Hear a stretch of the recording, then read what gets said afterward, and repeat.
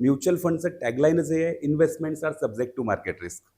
पण रिस्क आपण मिनिमाइज कशी करतो त्याच्यासाठीच एसआयपी कशासाठी आहे, तर माझी रेग्युलर इन्व्हेस्टमेंट होते. दर महिन्याला मी युनिट्स बाय करतोय. दर महिन्याच्या 10 तारखेला माझ्या अकाउंटमधून 10,000 रुपये डेबिट होणार आहे.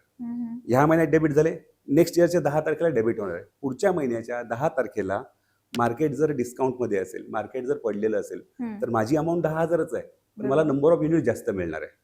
त्याच्या नेक्स्ट मंथला मार्केट वर असेल. आता पुढच्या 120 महिन्यात आपण जर 10 वर्षाच्या एसआयपीचा हिशोब केला ना, 120 महिन्यांमध्ये कमीत कमी 30 ते 40 वेळा मार्केट खाली पडलेलं असेल, कमीत कमी 30 ते 40 वेळा मार्केट वर झालेलं असेल, कमीत कमी 30 ते 40 वेळा मार्केट हे साईडलाईन असेल. म्हणजे मार्केट फारसं वर पण नाही, मार्केट फारसं खाली पण नाही. बऱ्याचदा लोक चूक काय करतात, जेव्हा पडलेलं असतं ना तेव्हा त्यांना दोनच गोष्टी आठवतात, 2008 सारखा क्रॅश, 2020 सारखा कोविड सारखा क्रॅश. आणि मार्केट जेव्हा वर जायला लागतं ना तेव्हा ते मार्केट आज सेन्सेक्स 1.5 लाख होणार, सेन्सेक्स 2 लाख होणार, किंवा 2008 सारखं परत निफ्टी 8,000 येणार. या दोघंही अगदी ॲडव्हर्स विचार करतात. पण मार्केट साईडलाईन असताना चालू असतं. आपल्याला पहिल्या 3 ते 4 वर्षात कन्सिस्टंट बाय केल्यामुळे नंबर ऑफ युनिट जास्त मिळतात.